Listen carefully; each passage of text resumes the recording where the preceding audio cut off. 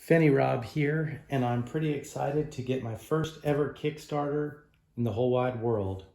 This is from Eagle-Gryphon Games, and it finally arrived today. Let me see what I got. I barely remember at this point.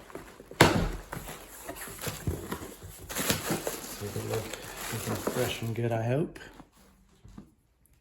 Illumination.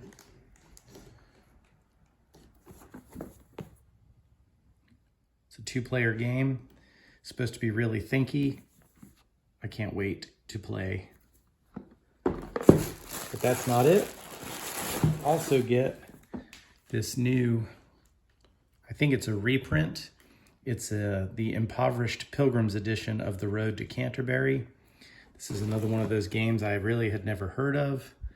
But when the Kickstarter came out, it's kind of a package deal for these two games. I took a look at it and I thought, this seems interesting, and the Impoverished edition really kind of dumbs down the components a bit to make it more affordable. So I can't wait to see both of these games in action. Hopefully I'll get some content up about them in the not too distant future.